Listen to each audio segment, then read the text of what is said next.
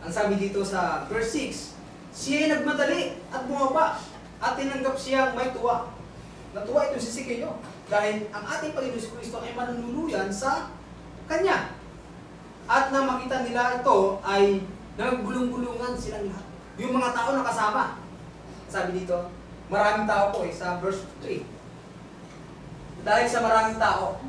So yung mga tao na yon, nakita ang ating Panginoon Kristo pumasok sa isang maniningil na buwis. At na makita ito ng naggulong-gulungan sila. Dahil sa nagsasabi, pumasok na nanuluyan sa isang makasalanan.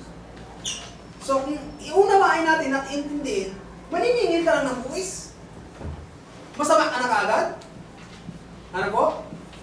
Alam nila na masama po eh. Bakit kaya masama? Bakit kaya siya naging masama?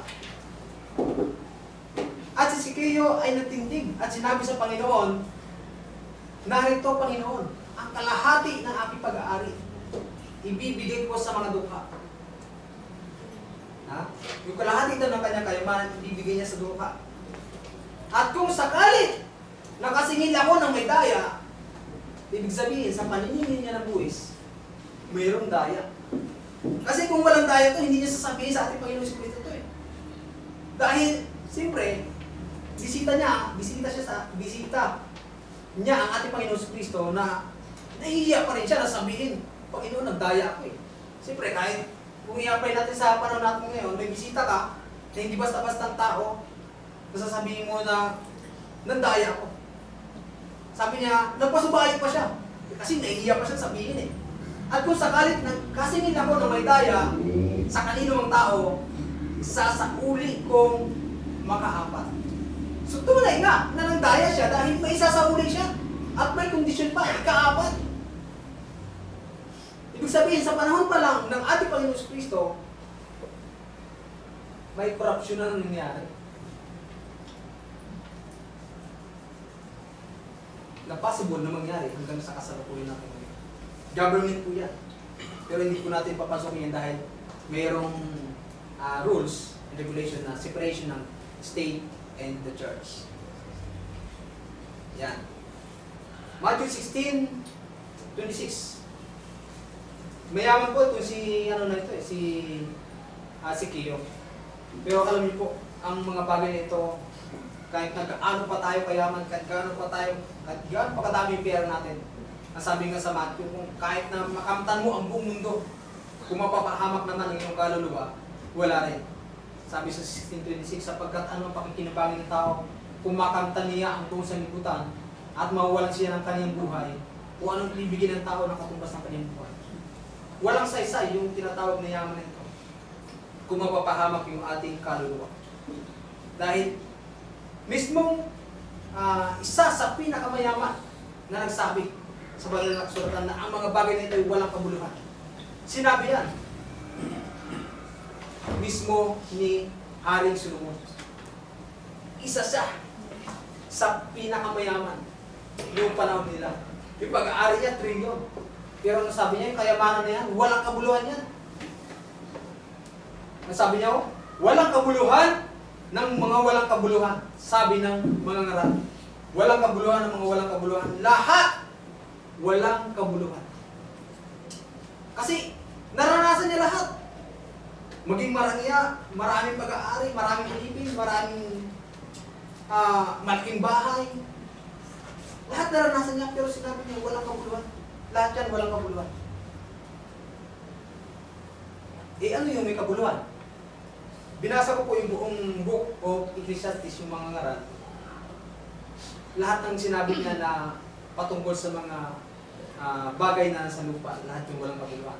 Meron siyang dinadagdag na sinasabi niya walang kabuluhan. Ito lang yung sinabi niya na walang dinagdag na walang kabuluhan. So ito yung may kabuluhan na sinabi ng Diyos. Ang sabi dito sa Ecclesiastes chapter 12 verse 13, ito ang wakas ng mga bagay. Lahat ay narinig. Ikaw ay matakot sa Diyos at sundin mo ang kanyang mga utos sapagkat ito ang buong katungkulan ng tao. Yung spiritual. Ito yung isa sa pinakamahalaga sa atin.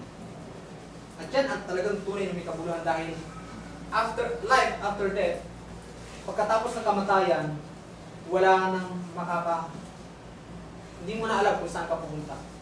Sabi nga ng Hebreo 9:27, pagkatapos ng kamatayan ay pagdurusa na.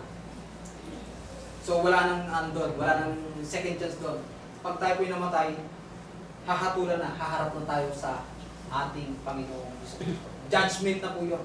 Kaya hanggat may buhay tayo, gawin natin yung tinatawag na paraan paano tayo maligtas. Yung tinatawag na sumumpalataya at mabautismuhan, maligtas.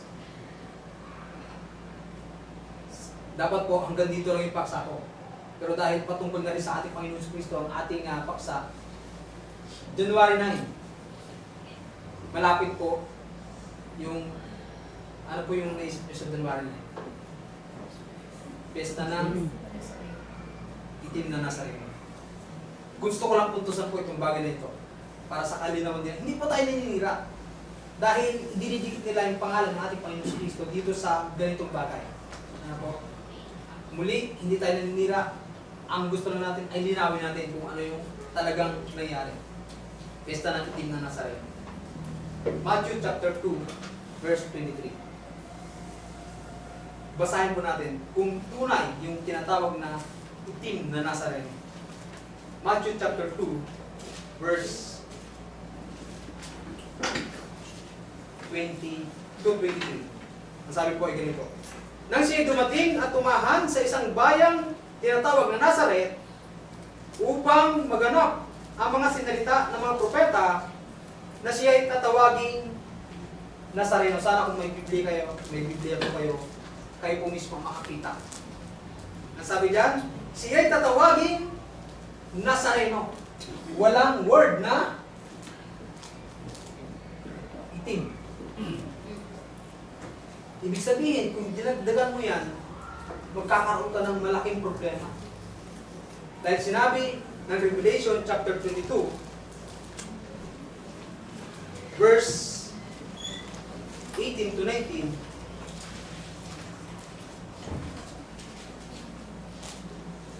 aking sinasaksihan sa bawat taong nakikinig sa mga salita ng hula ng aklat na ito, kung ang sino man ay magdagdag sa mga ito. Ang tanong, nagdagdag po ba sila? Yes. Nagdagdag sila dahil wala ka namang mababasan ganyan eh. Ang sabi dito, magdagdag sa mga ito ay daragdagan siya ng mga salot ng mga nakasulat sa aklat na ito. So bawal dagdagan. Sapat ang Biblia. Ano sabi ng Isaiah? Hindi mo na kailangan dagdagan eh. Hindi kailangan bawasan. Isaiah 34:16, iyong saliksikin sa aklat ng Panginoon at iyong basahin. Kahit isa sa mga ito ay hindi magkukulang, walang mangangailangan ng kaniyang kasama sapagkat inuutos ng aking bibig.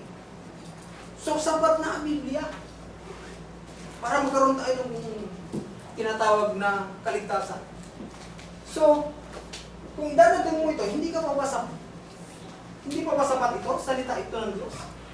Nagdadagdagan po natin. So, malaking kaso yun. Patungkol sa pananampalataya at patungkol sa kaligtasan. Yung po yung binasa natin Revelation at yung nasa Psalms 115, mayroon pong nakasulat dito eh. Psalms 100.